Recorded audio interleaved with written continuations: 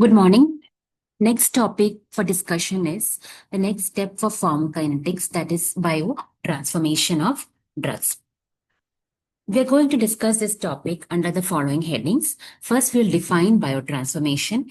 Then we'll describe prodrugs with their advantages, describe types of biotransformation reactions, describe the enzymes involved in biotransformation, describe enzyme induction and inhibition and their consequences, and finally describe first pass metabolism. So let us understand what is biotransformation. So biotransformation is another name for metabolism, which means chemical alteration of drug in the body. So first we have to understand why we require to have biotransformation of drugs. This is because through biotransformation, the non-polar or the lipid-soluble drugs are converted into polar or lipid-insoluble form.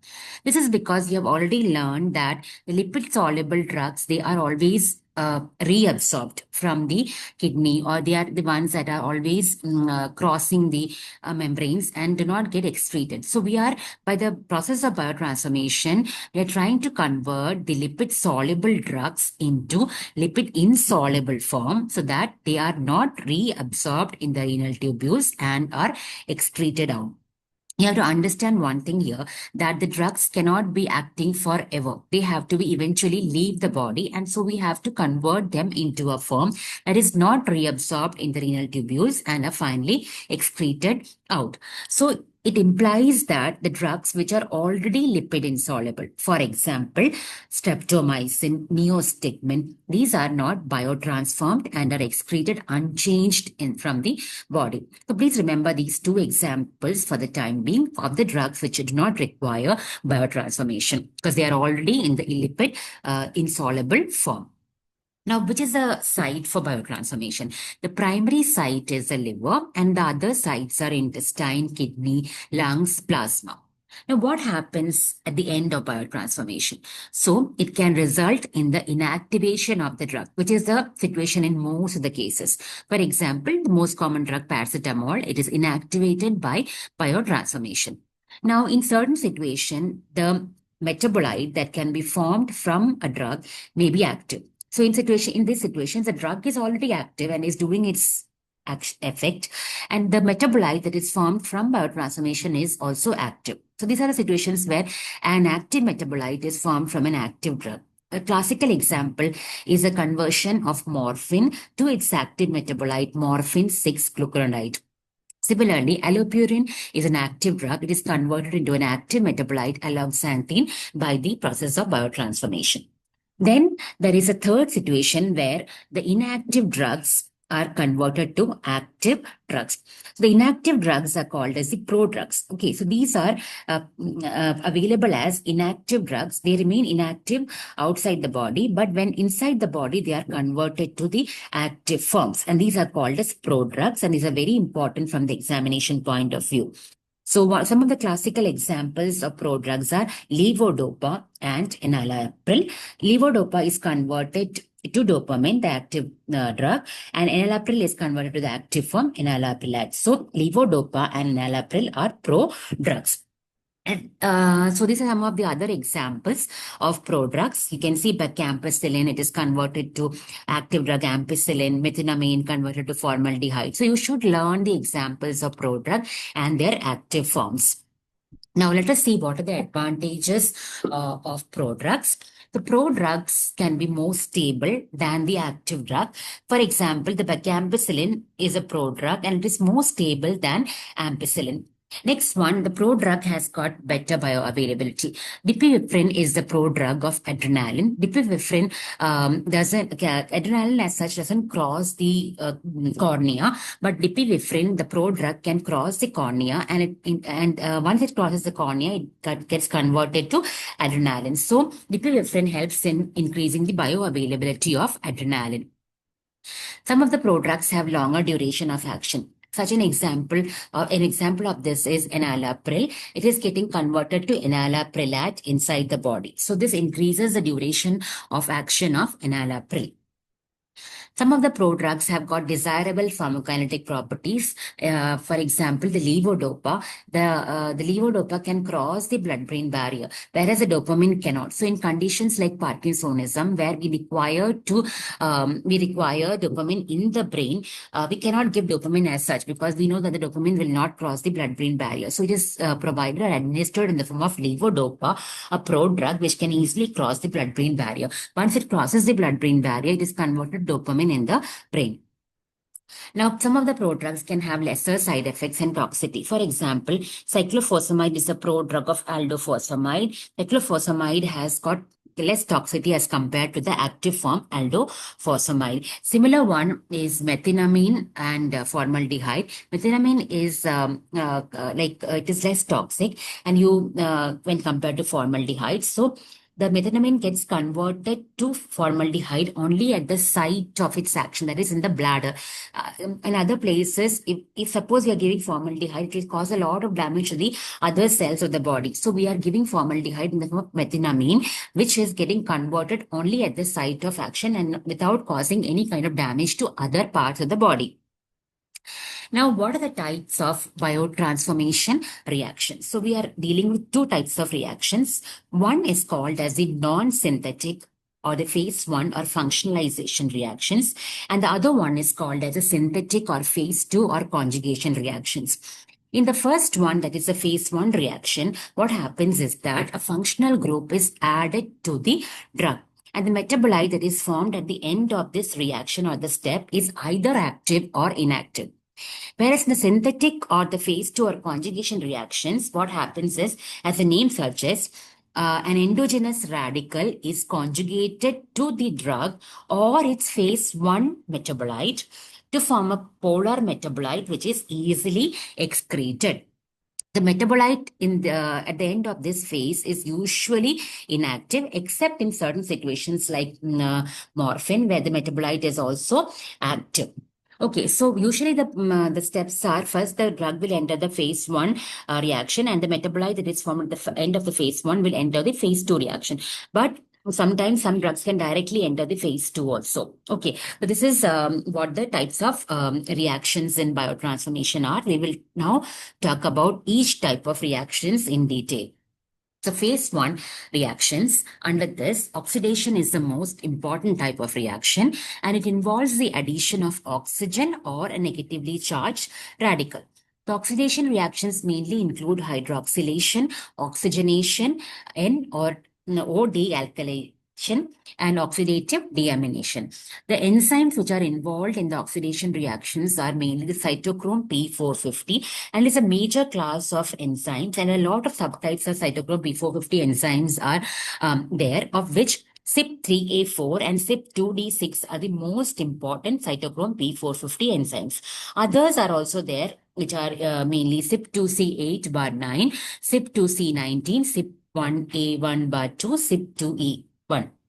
And so these enzymes, please learn the subtypes also, at least the common subtypes also you should know. As examples, the drugs which undergo phase 1 reactions are barbiturates, paracetamol, phenytoin, steroids, and theophylline. Please learn some of the examples of drugs which undergo oxidation reactions and other reactions as well. In the reduction, what happens is it's opposite of the oxidation and it involves the addition of a reducing agent. Okay, and the drugs which are having aldehydes, alcohol, quinone groups in their structure undergo this type of reaction. And examples of drugs that undergo these reactions are chloramphenicol, halothane, warfarin. Then you have hydrolysis, which is the cleavage of drug molecule by addition of a molecule of water. And the enzymes which are mainly involved here are esterases, amidases, peptidases, etc. And drugs which undergo these reactions are procaine, lidocaine, and choline esters. Then you have got cyclization and decyclization. Cyclization is formation of a ring structure from a straight chain compound, as in the case of proguanil, guanyl, and in the decyclization is the opening up of a ring structure of a cyclic drug molecule that's undergone by drugs like barbiturates and phenytoin. So these are the oxidation, the type 1 reactions. And please remember the names: oxidation, reduction, hydrolysis, cyclization, and decyclization. You have to know what are the drugs which are undergoing each of these reactions also.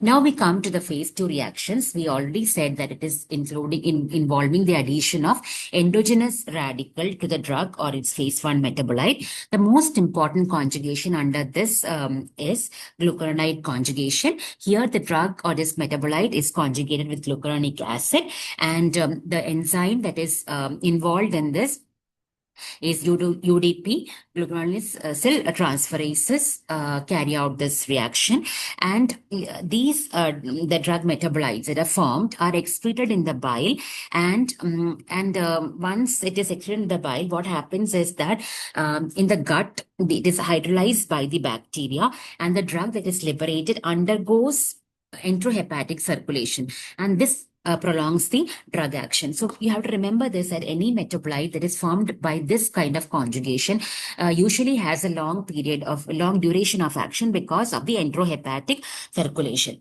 The drugs which undergo these reactions are chloramphenicol, paracetamol, bilirubin, and steroidal hormones and thyroxine. This is one of the most important conjugation reactions of under phase 2. Now, other types of conjugation reactions are acetylation, methylation, sulfate conjugation, glycine conjugation, glutathione conjugation, and ribonucleoside synthesis. So I have just, if you look at this, you can see that I have darkened the acetylation, because this acetylation is also important when it comes to the pharmacogenetic variations in metabolism, where we have slow or fast acetylators, and this depends on the genetic makeup of the individual. Some races are fast metabolizers and some are slow acetylators. So some of the drugs which undergo acetylation are sulfonamide, isoniazid, PAS, Dapsone, and all. At this point, you are not very familiar with the drugs, so you have to only learn the examples by heart. I'm not going to detail about these drugs because at this is only a starting of general pharmacology, and you are not at all knowing the names of the drugs. So at this point, it's mainly learning it by heart, and later on, as you come across these drugs, you can, retrospectively remember these features about the drugs. Then the others like methylation, sulfate conjugation are the other type of conjugation reaction. At this point, I want to emphasize on one type of conjugation reaction, that is glutathione. And this is undergone by drugs or metabolites which are having quinone or epoxide groups. And the classical example of a drug which undergoes glutathione conjugation is paracetamol, and this point carries very important value in paracetamol poisoning. Okay, and this you have to understand very, very clearly. So I would like to explain the metabolism of paracetamol. You have to understand that paracetamol is mainly metabolized by the phase 2 glucuronidation the pathway, and that is the part which is taking care of the major part of the metabolism of the paracetamol. However, the phase 1 oxidation by the enzyme CYP2E1 also forms a minor pathway of paracetamol metabolism. Now, when a small portion of paracetamol undergoes phase 1 oxidation, the metabolite that is formed is called as N-acetyl P-benzoquinoneimine, or NAPQI. Okay, and this metabolite is very toxic, and it can harm the liver. But in the body, what happens is that this particular toxic metabolite is conjugated with the glutathione, and it is converted into a non-toxic metabolite product. Okay, so what happens in the case of paracetamol poisoning? There is excess formation of NAPQI. The toxic metabolite is formed in excess, and there is not enough glutathione stores in the body to convert this toxic metabolite into non-toxic metabolite. So as a result, what happens? It increases, or it accumulates there, resulting in the damage to liver and the kidney and other tissues. So the drug of choice for paracetamol poisoning is N-acetylcysteine. And what is the rationale of using N-acetylcysteine is that N-acetylcysteine is replenishing the glutathione stores in the body. So whatever was not available, that is the glutathione stores which fell short in the presence of a large amount of toxic metabolite, has been now replenished by giving a drug called N-acetylcysteine. And this will inactivate the excess amount of toxic NAPQI formed during the paracetamol poisoning. Now, this is very important, and you can be asked a question, what is the rationale of giving N-acetylcysteine in paracetamol poisoning? So I expect you all to mention everything in detail. That is how the major part of paracetamol is metabolized, how the minor pathway works, and what happens if there is an overdosage of paracetamol, and how it is how the paracetamol poisoning is treated by giving N-acetylcysteine. Now let us see what is first pass metabolism. I think we have already discussed a little bit about first pass metabolism during bioavailability.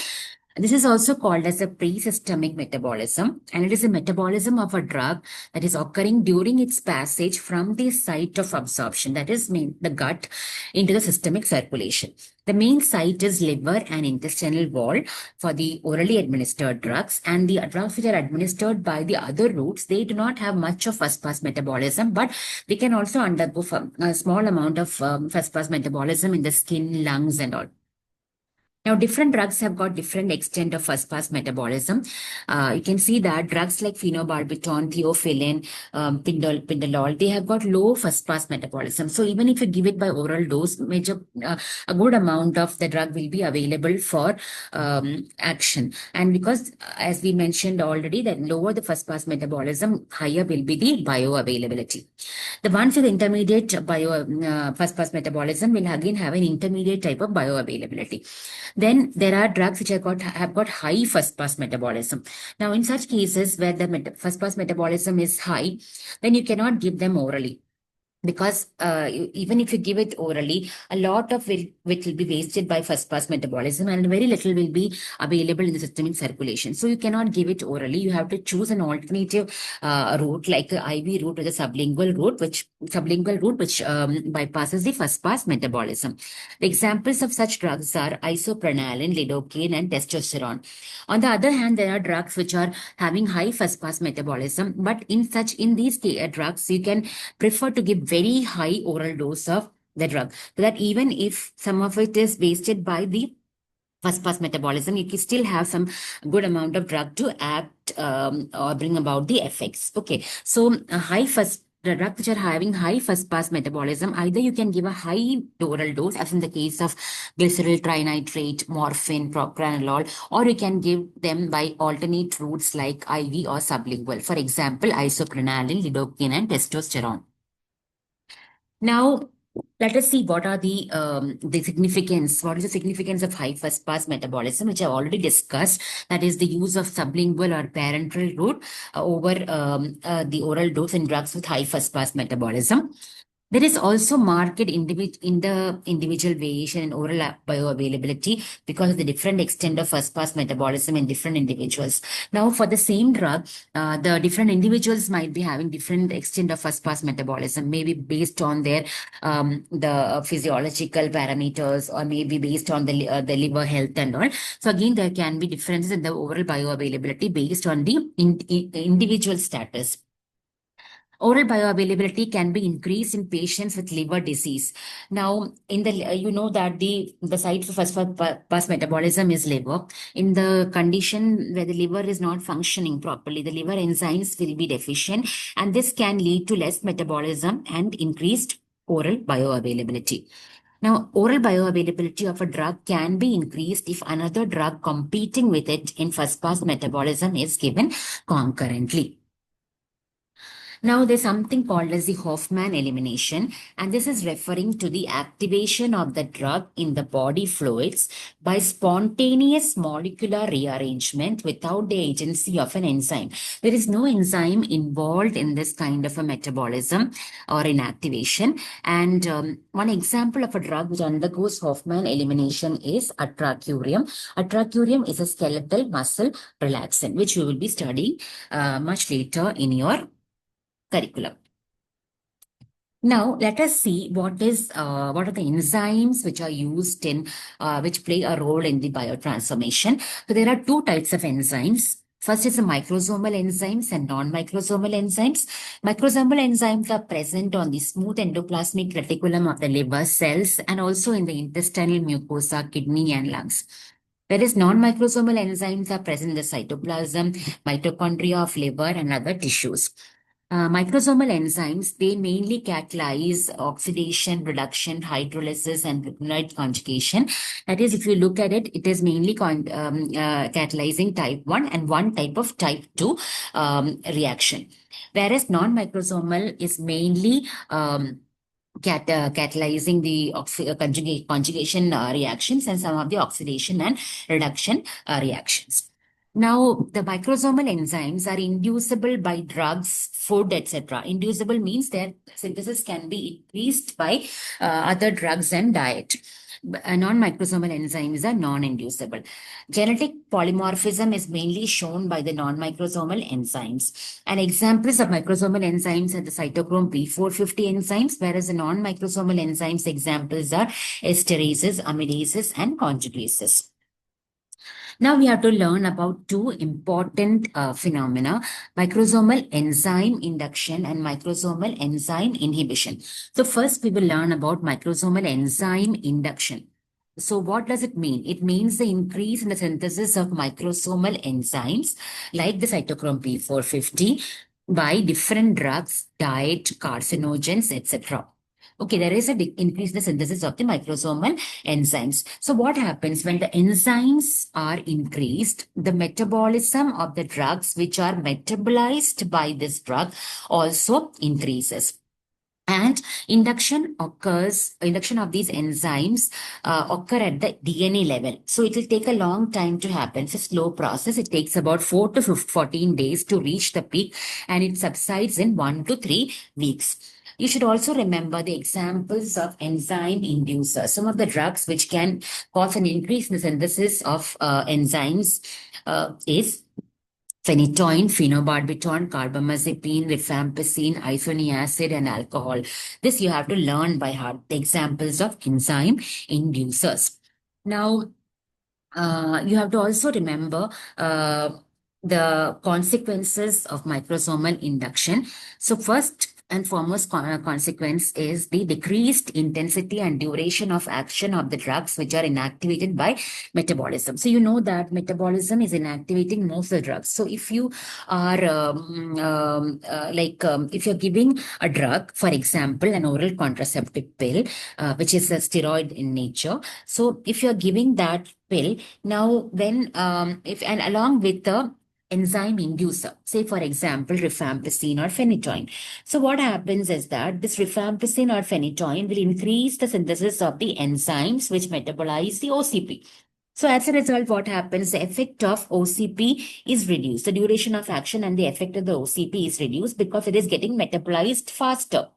Because the enzymes which are metabolizing it are more in number in the presence of rifampicin. And this is the reason why when OCPs are administered to a woman who is receiving rifampicin or phenytoin or any other enzyme-inducing drug, there is a failure of OCP and the lady might become pregnant because OCP fails to act because its action is decreased because it is metabolized faster. Okay, and there are other examples also. Now, The opposite happens in case of drugs which are activated by metabolism. Okay, in this case, there is an increased intensity of action because the enzymes are involved in the activation of the drug. For example, the paracetamol toxicity will occur at lower doses in alcohols or those receiving the inducers of CYP2E1. So alcohol is an inducer of CYP2E1, and what will happen is that if you increase the amount of CYP2E1, more amount of paracetamol will get converted to toxic metabolite, and the toxicity can even occur at lower doses as compared to the toxicity that occurs in an individual who is not taking alcohol. Tolerance to drug also occurs if the drug induces its own metabolism. For example, carbamazepine. Okay, there is a drug called carbamazepine which induces its own metabolism. So after some time, for example, if you start with 200 milligram of carbamazepine and you're getting the required effect of carbamazepine, but since it is metabolizing itself, after some time, you will not get the effect with 200 milligrams. So you might have to increase the dose of the drug. And this is called as tolerance. That is, the previous dose, which was able to bring up the effect, is now no more effective. And you have to increase the dose of the drug to bring about the same amount of effect. Some endogenous substances are metabolized faster in the presence of inducers. For example, bilirubin, steroids, and all. So where can we use the phenomena of enzyme induction? It can be used in situations like congenital non-hemolytic or physiological jaundice. Here, you know that there is an accumulation of bilirubin, and by giving a drug called phenobarbital, that will increase the conjugation of bilirubin and hastens its elimination. Okay, so in physiological jaundice, there is a lot of unconjugated bilirubin that is there. So what will phenobarbital do? It will increase the synthesis of enzymes, which conjugate bilirubin, and hence the conjugate bilirubin will get conjugated and it will be eliminated faster. In Cushing syndrome, you know there's an increase in the steroids, and phenytoin will increase. If you give a drug called phenytoin, it will increase the degradation of steroids. In chronic poisoning also, some of the drugs can be given to increase the metabolism of the accumulated poisons. In liver disease, we can use enzyme inducers because we know that in liver disease, most of the enzyme levels are low. So in order to increase the levels of enzymes, we can give the enzyme inducers in liver disease also. Now we'll look at macrosomal enzyme inhibition. This is the direct opposite of the induction. Here, there is an inhibition of drug metabolism by another drug. And some of the examples of the drug enzyme inhibitors are ketoconazole, itraconazole, ciprofloxacin, sulfonamide, erythromycin, clarithromycin, and so on. You have to learn these examples of macrosomal enzyme inhibitors. This inhibition process is comparatively faster as compared to induction. Now, consequences of macrosomal inhibition. First is toxicity of the drugs. Because the drugs are not metabolized, because metabolism of the drug is inhibited, the drug toxicity will occur. For example, theophylline toxicity will occur when given along with erythromycin. So I told you erythromycin is an enzyme inhibitor. So when you give theophylline along with erythromycin, the metabolism of theophylline will be inhibited, and that will lead to the accumulation of theophylline and increase in the plasma concentration of theophylline, leading to its toxicity. Again, suppose there is a drug which is having high first pass metabolism, and you are giving another drug which is inhibiting the first pass metabolism, that will lead to the increased oral bioavailability and prolonged action of that particular drug. For example, verapamil is there. Now, it is having the capacity to inhibit its own metabolism. So when you give it for a long time, it will inhibit its own first pass metabolism and increase in, and thus bring about an increase in its own oral bioavailability.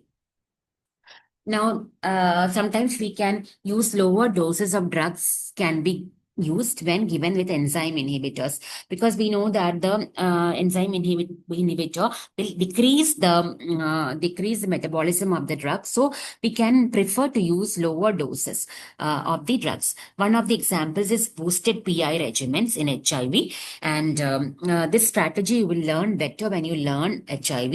At this point, you have to only remember the example, that is boosted PI regimen in HIV is one example of lowering the doses of drugs to when given with the enzyme inhibitors. Now, finally, the important questions. You have to know the definition of biotransformation. You should know the phases 1 and 2 of biotransformation reactions, each subtype, and the examples of drugs which undergo each type of reaction should be known.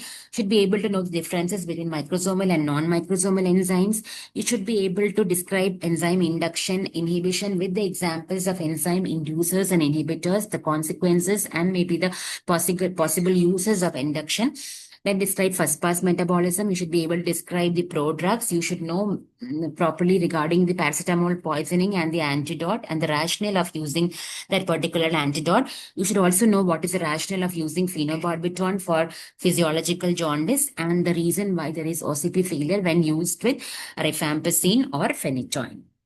That's all for this class. Thank you.